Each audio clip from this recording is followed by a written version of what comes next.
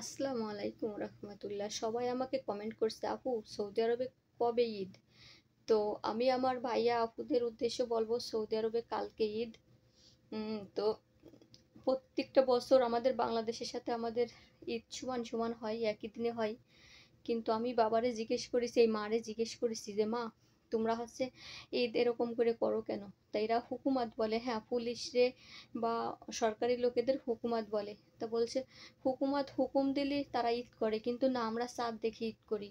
আলহামদুলিল্লাহ, এরা তো কুরাইশ বংশ আর মাক্কি, মক্কার থেকে অবস্থিত এদের, যার কারণে এরা মাক্কি। আর মাদানী মদিনা যারা অবস্থিত মদিনার সাথে তারা মাদানী। তো এদের নামের টাইটেল হচ্ছে এরা মাক্কি। তো এরা মাক্কি, তো এই জন্য এরা চাঁদের সাথে সংযুক্ত এদের সঙ্গে। তাই এরা চাঁদ দেখার অপেক্ষা করে, চাঁদ দেখলেই হাসে ঈদ হবে। তো মনে হয় আজকে চাঁদ দেখা গেছে, কালকে আলহামদুলিল্লাহ কালকে ঈদ। তো সবাইকে আমার ইউটিউবে যে সমস্ত ভাইয়ারা আপুরা নিয়মিত আমার ভিডিও দেখেন, তো আপনাদের জন্য আমি অনেক দোয়া দোয়া করি, ইনশাল্লাহ দোয়া করব। আপনারা সবাই ভালো থাকবেন। আমার মতো কে কে প্রবাসে আছেন, মা ছাড়া ফ্যামিলি ছাড়া, কমেন্টে লিখে জানাবেন। আর কালকে ঈদ, সবাই আমার জন্য দোয়া করবেন। আপনাদের জন্য আমি দোয়া করব। ঈদ মোবারক, সবার ঈদ শুভ হোক। আমাদের তো কোনো ঈদ নাই, আমি ঈদ কারে বলে আমি এই 6 বছর জানি না যে ঈদের আনন্দ কারে বলে।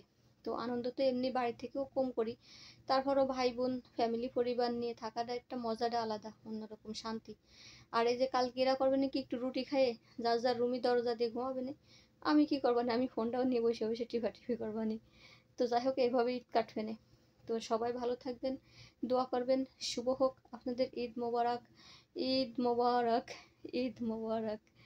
তো তারপরও সবসময় হ্যাপি থাকতে চেষ্টা করবেন, মনটারে ভালো রাখার চেষ্টা করবেন, ভালো থাকবেন। কারণ নিজে যদি অসুস্থ হয়ে যান, এখানে দেখার কোনো মানুষ নাই। তাই আমি সবাইকে জানাই ঈদ মোবারক, বাই বাই, আল্লাহ হাফেজ, ঈদ মোবারক, ঈদ মোবারক।